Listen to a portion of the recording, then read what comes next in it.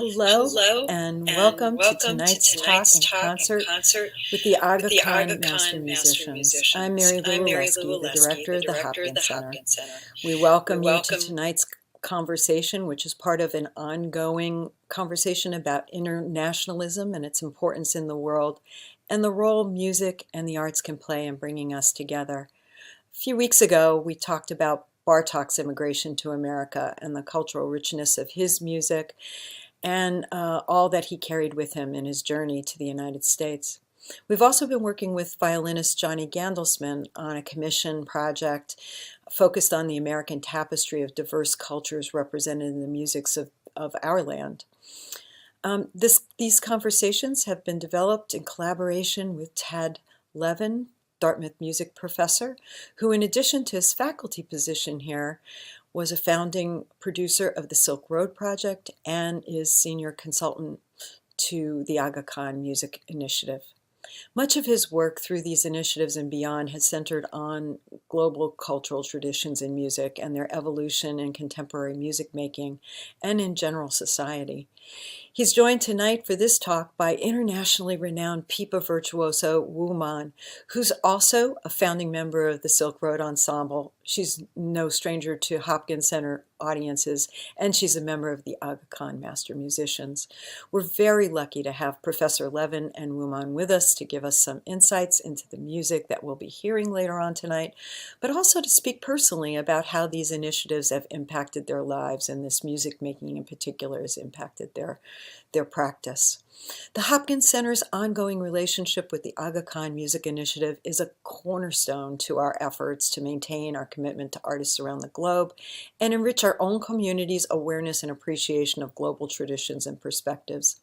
It is a great honor to welcome you all to this conversation, followed by the world premiere of this latest collaboration from the Aga Khan Master Musicians. And so, Ted, we thank you for all you do to keep us connected to the world, and I'm going to turn it over now to you and Wu Man. Thank you, everyone, for joining us. Hello, thank you very much, Mary Lou. It's very grateful to the Hopkins Center for hosting this event, the premiere of this concert film, which was, of course, meant to be a live performance in Spalding. But here we are, and we are going to show the results of our efforts to try to do the best we can to bring this music here in a very interesting broadcast form, which we'll tell you about. It's my great pleasure now to welcome Wu Man, who is representing the musicians in the Aga Khan Master Musicians group. Wu Man, thank you so much for joining us. Thank you very much. It's so pleasure to be back. Yeah, as Mary Lou said, of course, Wu Man has a long history. She's really part of the Hop extended family. I think I was the one who brought you to Dartmouth first. It was about 1992. I had just started teaching at Dartmouth, and I invited you to come to my Global Sounds class. You showed up, got off the bus in front of the Hop with your backpack, and that was the beginning of a long collaboration and friendship that's continuing until now. And you've worn many hats here at Dartmouth. You came with the Silk Road Ensemble for their premiere concert ever in the world. It was here in January 2001. You've been here with the Kronos Quartet. You gave a wonderful concert last year for the Lunar New Year's. You've been many times in my classes over the years. So here you are wearing a new hat as a member of the Aga Khan Master Musicians. So what we'll do in the next 20 minutes or so is unpack what that group is. You are at the top of your game now, playing the pipa. You know, you remind me. There's this story about the conductor Herbert von Karajan, who got into a taxi in Berlin, and the taxi driver asked him, "Where should I take you?" And he said, "It doesn't matter. They want me everywhere." And I think you're like that. You're wanted everywhere. In normal times, you're back and forth to China all the time, working in China, teaching in Xi'an Conservatory, you're giving concerts in Europe, all over the States, with many different configurations of musicians and groups. So tell us what attracts you to working with this group, the Aga Khan Master Musicians, and who are they? What is this group? This is amazing group. As you asked me why working with this group, I think it's been, as you mentioned, I've been, hop up, traveling all the place we work with so many different musicians, but my background came from China and rooted in Chinese traditional music. I grew up with that. And then, the next step was I came to United States 1990, and I kind of like jump in to the totally different situation, so many music variety I wanted to learn. So as a young musician, that's always like that. And a lot of the things I'm just curious. I wanted to learn. I wanted to know more. A lot of contemporary music, work with a lot of composers, including Chinese and Americans like Philip Glass or Camden, Chen Yi. And then, so what's next? Feel like right now in my age, embarrassing to say that, but I feel like I really wanted to find my roots. I want to find my music roots, my instrument roots. I wanted to know behind the story. I wanted to back to Central Asia. That's where the pipa came from. That area, it's always fascinating to me. And luckily, I have all the friends, Firas, Sirajuddin, Abbas, Basil, and Jasser, and many, many others. To me, that's very natural, the way of musician to communicate, because we're always looking for something, communication, something we can relate it together each other. So that is why I'm here. Great. So that's interesting. So for you, this group is kind of a roots journey back to the origins of the pipa, as you said, in Central Asia. That's interesting. We obviously, we associate the pipa with China, with Chinese history, Chinese aesthetics, the repertoires of the instrument. But you're right, of course, the origins of it are in Central Asia. And so that leads into, I guess, the question of who's in this group. So you've mentioned the names of the musicians. What instruments do they play? Well, it's a variety. It's to me, I always say very cool. That words. My son always say that's a cool group. Of course, pipa with the 4 strings, and a kanun from Assyria. I don't know, like 70 something strings. 76 strings. 6, yes. And then we have only 2 strings, dutar from Tajikistan. See all the strings, but also we have 4 strings or 5 strings viola d'amore. That's actually 12 strings, 6 playing strings and 6 sympathetic strings. Yeah, so it's all traditional ancient instrument, and then we have wind instrument. We have very modern, saxophone, and the dulcimer, which is what's called hybrid kind of instrument. And of course, we cannot without any rhythmic thing. So here is a drum. Yeah. And we have Abbas play the Doira, which is from Uzbekistan. But he doesn't, he's not only play one instrument, he plays tons, different kind of. So that's how exciting. Keep us basically different strings. Interesting to see the whole international, to see the travel, all the instrument actually from same kind of roots and become something else, but somehow still related each other. Yeah. By the way, Abbos Kosimov was going to be with us this evening, but we lost him to Zakir Hussain. Last minute, he was invited to be in a recording session with Zakir out in Palo Alto, I think, and so he did that. And the other musicians, we also wanted to have them, but they're all asleep. They're the ones in Europe. It's now the middle of the night, and of course, Sirajuddin in Tajikistan. It's, I don't know, well, also the middle of the night, late or early morning there. Just one other thing, let me say before I forget. You're welcome. If anyone has questions, you can put it in the chat, the YouTube chat, and it will get to us, and we'll see if we can get to some of those questions during our short conversation. But okay, back to these musicians. So this is interesting.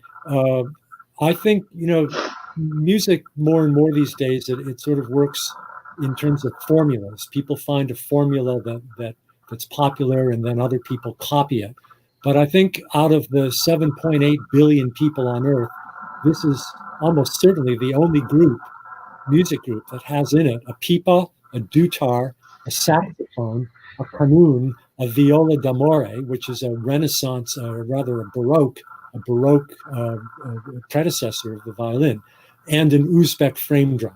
If anyone knows of another group that has those instruments, please let us know. We'll take you out to lunch.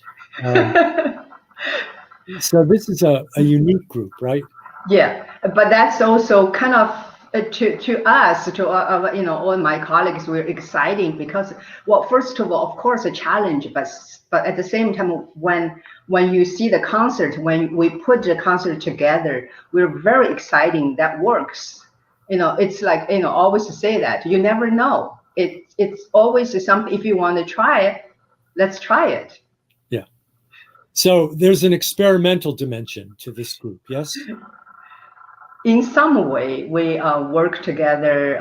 The other day, you asked me about, how we're going to do how the process, how the arrangement, how you composed together.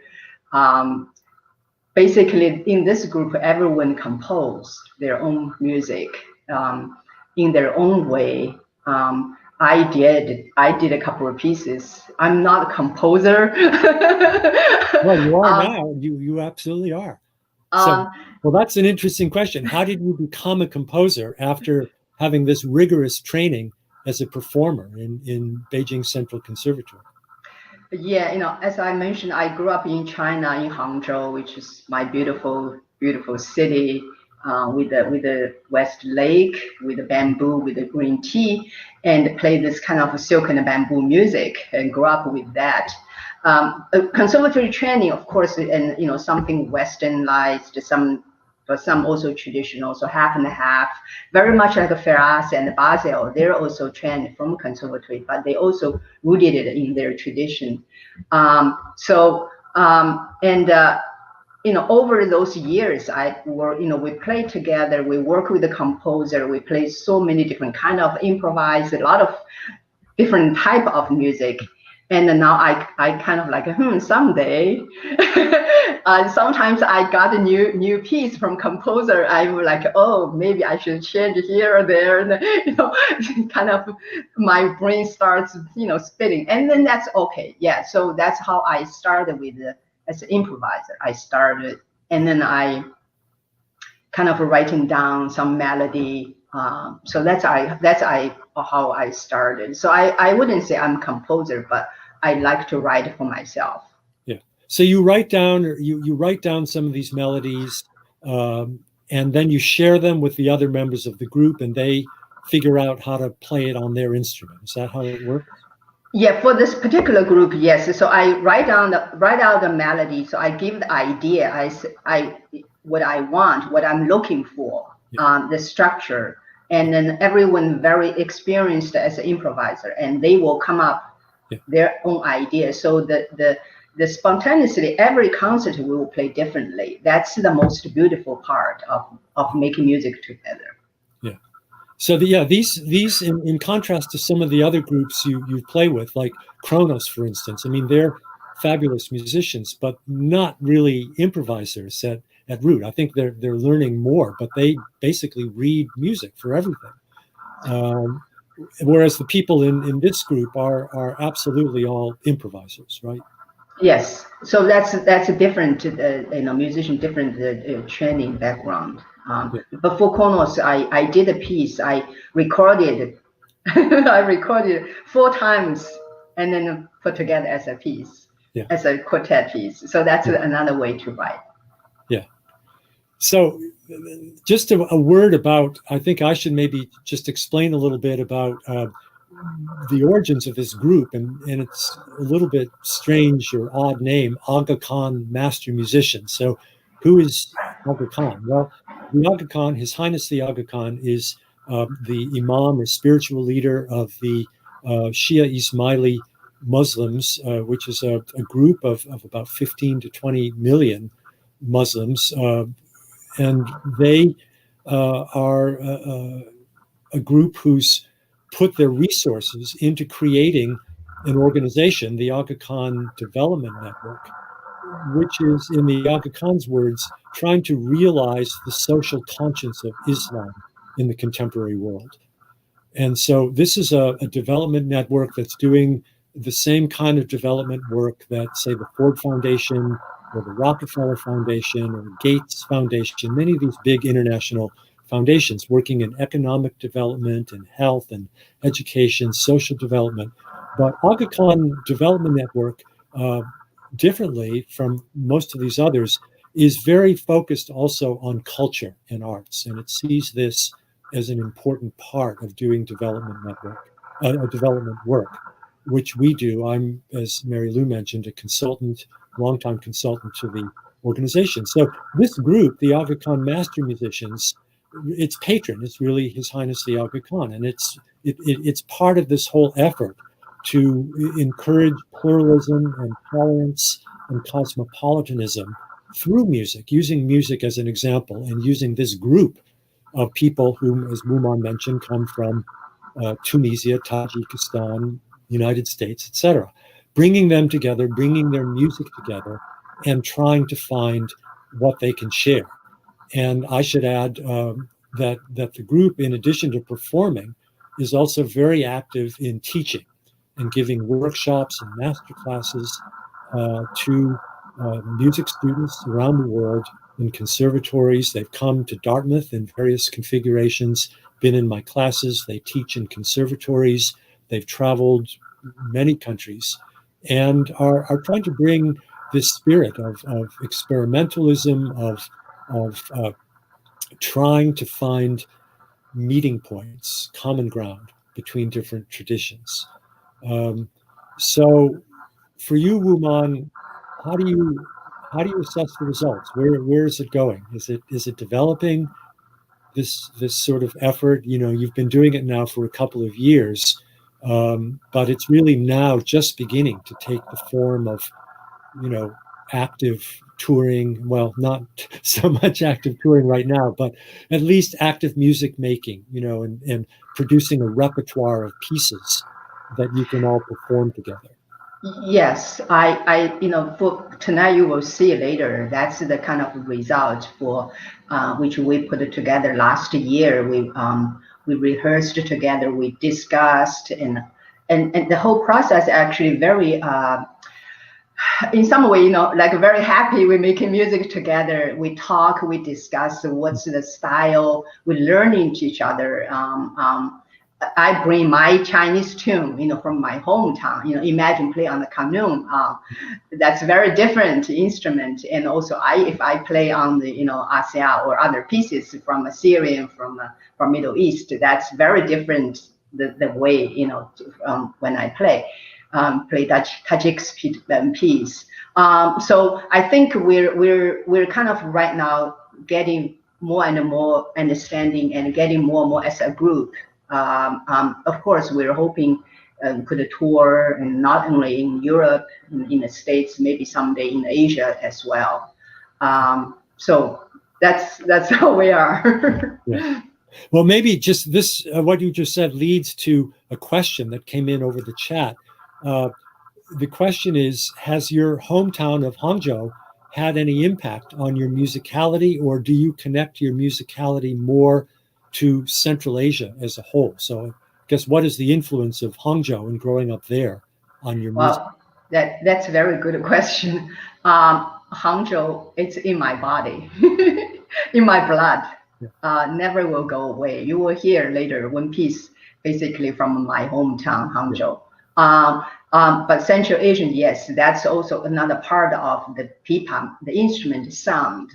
I'm looking for. So I think there is nothing like 100% pure, 100% only one way. It's always international. It's always everything kind of travels. Music travels, culture also travels. That's basically my pipa. Kind of that's the example.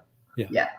And I guess that's also a metaphor, really, for what Mary Lou Oleski started talking about, the importance of internationalism, of travel, of open borders, of musicians, music and musicians being able to travel freely. That's been hard. Let's be honest. It's been hard the past 4 years. We hope now that it will be easier to get visas for musicians. Without a visa, you can't travel. So hopefully the pandemic will we'll be able to surmount it with the vaccines and start to travel, start to give concerts. But meanwhile, just maybe a brief explanation about how we made this film that you're going to see in a few minutes. Without the ability to meet all of us together, we created 3 different recording sessions. So we had one recording session in Wu Man's living room in Carlsbad, California. She was there with Abbos Kosimov, the Doira player who came down from Sacramento. Then we had another recording session in Geneva where we brought the kanun player, Feroz Charistan, who came from Stockholm, and the viola d'amore player, Jasser Haj Youssef, who came, he's Tunisian, but he was living in Paris. He came over from Paris. And then Basil Rajoub, the player of the saxophone and duklar, was already in Geneva. So they went to a studio there. And then the third session was in Tajikistan, in Dushanbe, Tajikistan, where Sirajuddin Jurayev lives. So the work of doing the session involved coordinating the recording, laying tracks one on top of the other, and then also doing video, and then obviously matching up the video with the sound. So you'll see at the start of the film, we put in just a little bit, sort of a teaser to show how that process took place. But what was it like, Wu Man, for you to put together that kind of a thing? It's quite a challenge. I know these days all the musicians, they're doing same thing, online. They record it or live, or put it together. But this one, because of 3 places and the music actually involved improvisation. That's a hard one. We're not using like just reading the score. There's beats, click track. That's easy, but we don't have that. We did not use. Basically, we just listen to others. Challenge, but also fun, very nice. We're excited that we finish our part and we're waiting for overnight, waiting for something from Geneva. That's the exciting part. And then we got in the morning like, yay, we have the music and let's listen and let's play together. So and then we finish, we send it to them. So that kind of, but the results, I cannot wait to see later. It's a challenge, but this is how we do, Yeah. Yeah. So we sent these really big files, massive files, back and forth overnight. Using the time difference. These sessions were spread out over 13 hours between Tajikistan and California. So we used the time differences to upload and download the file transfers. And then in the film, you'll see the musicians, they're all using headphones because they're listening to one track and then laying down another track on top of that. But the film editor, who is Portuguese and came up to Geneva for that work, and the music editor, the mastering engineer, who's Lebanese and did his work from Beirut, adding another international dimension to the project. They all had to have their input into these files. So the past couple of weeks, as we've gotten this film ready, have been really something of, just sending it back and forth, trying to fix problems, do the edits, get it to run smoothly. I think we've got it. I think it's going to go smoothly. I should also say that there are program notes. If you haven't seen them, the concert runs, I think, 1 hour and 9 minutes. 69 minutes, something like that, maybe a little less. There are program notes that you can download from the Hopkins Center website during the short break. We'll have a 15-minute break before the concert starts at 8. So if you want to know a little bit about the pieces, they are introduced briefly by Wu Man in the film, and in some cases by the composers briefly. But if you want to know a little more and see what instruments are in them, you can download these notes. What else? What else do we want to say before we sign off? Anything else, Wu Man, that our listeners should, or viewers should know about the film? I think leave them imagination. The imagination. Yeah. Yeah. That's probably a good thing. But we do want to again thank the Hopkins Center very much for initiating this. Again, this was supposed to be a live concert in Spalding, and when it became clear that wasn't going to happen, Mary Lou Oleski said, "Well, let's make a film." So that was really the initiation of this project. We also have made slightly different versions of the film that will be broadcast by the Smithsonian Museum of Asian Art, the Freer Sackler Gallery, this Friday, and also the Aga Khan Museum in Toronto, broadcasting.